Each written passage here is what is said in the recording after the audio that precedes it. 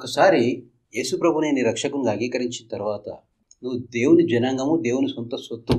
నీకు వర్తించే వాగ్దానాలు వేరు, నీకు వర్తించే నియమాలు వేరు. షలోం. ఈరోజు మన వాక్య భాగము దేవునిలో ఉన్న వారికి వర్తించే నిబంధనలు. 2 క్రానికల్స్ 2వ దినవృత్తాంతాలు 8వ అధ్యాయము 14వ వచనం. నా పేరు పెట్టబడిన నా జనులు తమ్మును తాము తగ్గించుకొని ప్రార్థన చేసి నన్ను వెదకి తమ చెడు మార్గములను విడిచిన ఎడల ఆకాశము నుండి నేను వారి ప్రార్థన విని వారి పాపమును క్షమించి వారి దేశమును స్వస్థపరచుదాను. మీరు ఎప్పుడన్నా గ్రహించారా? ఇంట్లో ఉన్న వాళ్ళకు దొరికే ఆహారం పెట్టే పల్లెలు, ఆహారం వడ్డించే విధానము, అందులో మనకుండే ఆహార పదార్థాలు వేరు.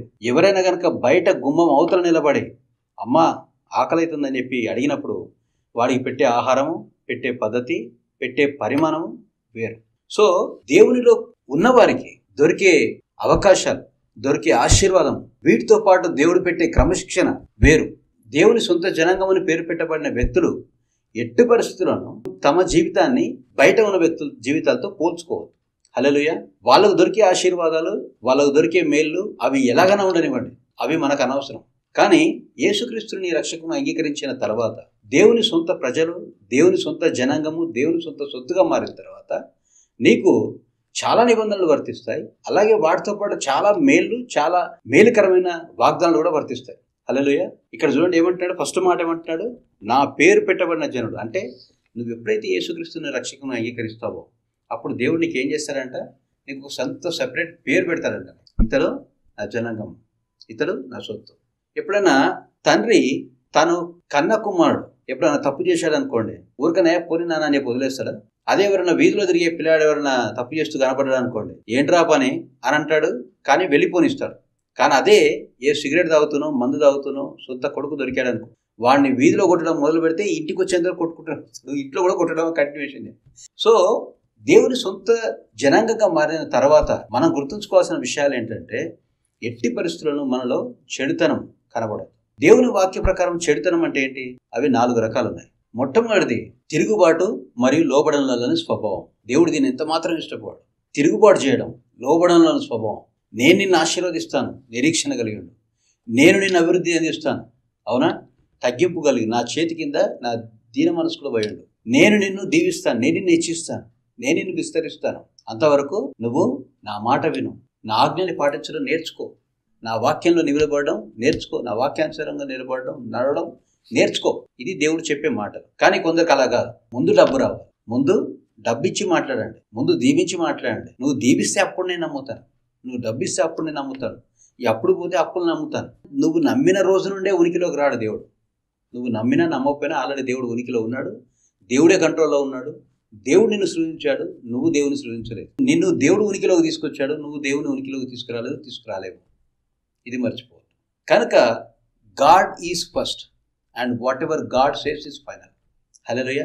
నా జీవితానికైనా నీ జీవితానికైనా ఇదే నియమం వర్తిస్తారు. అయితే దీన్ని మీరి ఎవరైతే తలంపులు తలుస్తారో, ఎవరైతే వారి జీవితానికి వక్రీకరంగా నడుచుకుంటారో వారంతా ఎవరు? తిరుగుబాటుదారులు మరియు విధేయత చూపనివారు.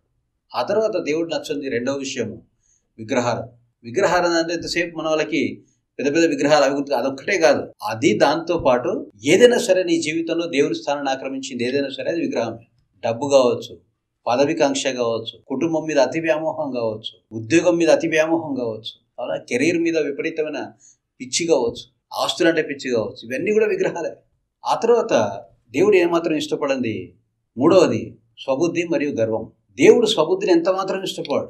మనకు అర్థమైందే ఫైనల్ అనుకొని, మనకు తెలిసిందే సర్వం అనుకొని, మనము ఏదైతే అనలైజ్ చేశామో, ఏదైతే మనం ఫోర్కాస్ట్ చేస్తున్నామో, ఏదైతే జరుగుతుందని చెప్పేసి సంభవిస్తుందని మనం ఊహిస్తున్నామో, ఆశపడుతున్నామో, అది ఖచ్చితంగా జరుగుతుందని చెప్పేసి నమ్మడము దేవుడు ఎంత మాత్రం ఇష్టపడని గుణం. ఎందుకంటే రేపటి రోజు ఏం జరుగుతుందో నీకు ఏమాత్రం తెలియదు, కానీ దేవునికి స్పష్టంగా తెలుసు.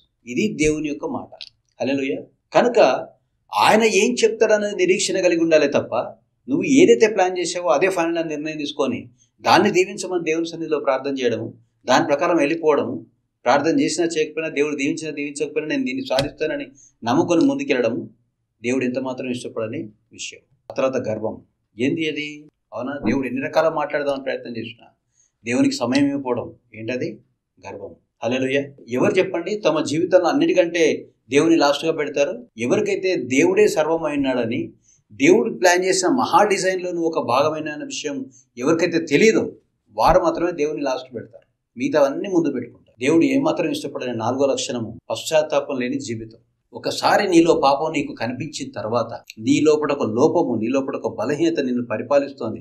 అది అబద్ధం ఆడమో, మోసం చేయడమో, లేకపోతే వ్యభిచరించడమో, లేకపోతే కోపము, లేకపోతే ధనాశ, శరీరాశ, నేత్రాశలో, జీవడంబమో, అది ఏమైనా సరే, అది నీ లోపల ఒక పాపము సుఖనివాసం చేస్తుందని తెలుసుకున్నాక దాన్ని వదిలించుకోవడానికి నువ్వు దేవుని యొక్క సహాయము, పరిశుద్ధుల సహవాసాన్ని నువ్వు వెతికి ఆ లోపాన్ని నువ్వు వెంటబట్టుకో. దాన్ని వదిలించుకోకుండా దాన్ని నీలో సుఖనివాసం చేరిచ్చావా, నువ్వు దేవునికి అయిష్టుడు అయిపోతావు. ఎందుకంటే పశ్చాత్తాపం అంటే పాపం చూసి బాధపడడం కాదు. పాపము ఓదిక్కుంటే దానికి ఎగ్జాక్ట్ ఆపోజిట్ డైరెక్షన్లో పరిగెత్తడం. నీ నడక, నీ ఫోకస్, నీ జీవితాన్ని మార్చుకోవడం, కంప్లీట్ రూట్ టైప్ చేంజ్ చేసుకోవడం. నిజమైన పశ్చాత్తాపం పొందిన వాళ్ళు ఎంతోమంది తాము ఉన్న చోట ఉంటే తమ ఇరుగు పొరుగు వాళ్ళు వచ్చి మందు తాగిస్తున్నారని, తమతో జూదాలు ఆడిస్తున్నారని ఆ ప్రాంతాలు ఖాళీ చేసిపోయిన వాళ్ళు ఎంతోమంది. అది నిజమైన పశ్చాత్తాపం. వాక్యంలో మనం జక్కయ్యను చూస్తాం. అంతకుముందు అడ్డగోలుగా సంపాదించాడు. కానీ ఎప్పుడైతే యేసుప్రభుల వారి మాట విన్నాడో, ఆయన మార్గాన్ని అనుసరించాలని చెప్పి నిర్ణయం తీసుకున్నాడు. ఏం నిర్ణయం తీసుకున్నాడు? అదే క్షణాన మరో నిర్ణయం, తాను ఎవరెవరి దగ్గర అయితే అక్రమంగా తీసుకున్నాడో వాళ్ళకి 400 తిరిగి ఇచ్చేయాలని చెప్పి తీర్మానం తీసుకున్నాడు. అది నిజమైన పశ్చాత్తాపం. ఇదిగో ఈ పశ్చాత్తాపం లేని జీవితం దేవునికి వెగటు, దేవునికి అసహ్యం. ఈనాడు చెడు క్రియలు, ఈ 4 రకాల దుర్నీతులు ఒకవేళ నీలో ఉంటే నిన్ను పరీక్షించుకోవాల్సిన సమయం వచ్చింది. పరిశీలించుకొని మార్పు చెందాల్సిన అవసరం వచ్చింది. ఎందుకు? నువ్వు దేవుని సొత్తు. నీకు వర్తించే నియమ నిబంధనలు వేరు. నీకు ఎలాగైతే వాగ్దానాలు ఉన్నాయో అలాగే నీకు సెపరేట్గా క్రమశిక్షణ కూడా ఉంది. ఒక వ్యక్తి పాపం చేసినప్పుడు పరిశుద్ధాత్మ దేవుడు ముందు నీ లోపల నువ్వు ఆ పాపం చేయడానికి ముందే దేవుడు నిన్ను హెచ్చరిస్తాడు. నువ్వు తప్పించుకొని పోవడానికి మార్గం ఏర్పాటు చేస్తాడు. నువ్వు దాన్ని అవాయిడ్ చేయడానికి కావాల్సిన వేస్ అండ్ మీన్స్ నీ తలంపుల రూపంలో నీకు ఇస్తాడు. నీ భార్య ద్వారానో, నీ పిల్లల ద్వారానో, నీ భర్త ద్వారానో దేవుడు నీతో మాట్లాడతాడు. నీ తల్లిదండ్రుల ద్వారానో దేవుడు నీతో మాట్లాడతాడు, తప్పకుండా మాట్లాడతాడు. అది పరిశుద్ధాత్మ దేవుని యొక్క క్రియచర్య. నువ్వు వినలేదు, అదే పనిగా పాపం చేస్తున్నావు. అప్పుడు యేసుప్రభుల వారు సీన్లోకి వస్తారు. ఆయన వాక్యమైన దేవుడు. ఆయన మాట 2 అంచులు గల వాడిగల ఖడ్గం. నువ్వు ఎన్ని చర్చిలు మార్చినా, ఎంతమంది పాస్టర్లను మార్చినా, ఎన్ని రకాల టీవీ ఛానళ్ళను మార్చినా, ఎన్ని రకాల మినిస్ట్రీలను మార్చినా, వాక్యము నీతో మాట్లాడుతూ ఉంటావు. నువ్వు కానుకలు ఇచ్చిన పాస్టర్లు కూడా నేను గద్దించడం స్టార్ట్ చేస్తారు. అప్పుడు నువ్వు అర్థం చేసుకోవాలి, ఏంటది? నా కేసు యేసుప్రభు చేతిలో పడింది. పరిశుద్ధాత్మ దగ్గర నా కేసు యేసుప్రభు చేతికి వెళ్ళిపోయింది. యేసుప్రభుల వారు ఎన్ని రకాలుగా నిన్ను గద్దించినా, హెచ్చరించినా నువ్వు వినకుండా అదే పాపంలో నువ్వు నిలిచి ఉంటే అప్పుడు 3rd లెవెల్. అది జీవం గల దేవుని చేతిలో, జీవం గల తండ్రి చేతిలో కేసు పడుతుంది. అప్పుడు నువ్వు చేసేది ఏమీ లేదు. నువ్వు విననొల్లని కుమారుడుగా ప్రవర్తించావు కనుక నీ వీపుకు దెబ్బలు పడతాయి. నువ్వు నష్టాలు చూస్తావు. సంపాదించిన సంపాదన అంతా చిల్లు సంచిలో వేసినట్టుగా పోతూ ఉంటావు. 10,000 రూపాయలు ఎక్కడో అప్పు తెస్తావు. 10 రోజుల్లో గడవదు, ఆ 10,000 రూపాయలు అయిపోతాయి. మళ్ళీ ఇంకో 10,000 రూపాయలు ఎక్కడ అప్పు తెద్దామంటే ఇచ్చేవాడు ఉన్నాడు. ఎన్నో ప్లాన్లు వేస్తావు, అన్ని ప్లాన్లు ఆగిపోతాయి. ఎంతో మినిస్ట్రీ చేయాలని ఆశపడతావు, ఏ మినిస్ట్రీ పోదు, ఎటు పోదు. ఎంతో పేరు ప్రఖ్యాతులు గల వ్యక్తివి, సడన్గా అవమానాలు ఎదురవడం స్టార్ట్ అవుతా ఉంటాయి. మీ ఆఫీస్లో, మీ బిజినెస్లో నువ్వు నంబర్ 1, ఆ ప్లేస్ ఎవరో తీసేసుకుంటారు. కుమారుని వీపుకు తగిలే దెబ్బలు మామూలు దెబ్బలు కాదు. అక్కడ దాకా నువ్వు పోవద్దు. ఇదిగో దేవుని మాట, దేవుని యొక్క వాక్యం నీతో మాట్లాడుతుంది. ఏమంటాడు? నా పేరు పెట్టబడిన నా జనాంగమైన నీవు నిన్ను నువ్వు తగ్గించుకొని ప్రార్థన చేసి ఆయన్ని వెతికి నీ చెడు క్రియలను, నీ చెడు మార్గాలను వదిలిపెడితే దేవుడు నిన్ను తప్పకుండా దీవిస్తాడు. ఈ దీవెనలు ఒక అన్యునికి దొరికినట్టుగా దొరకవు.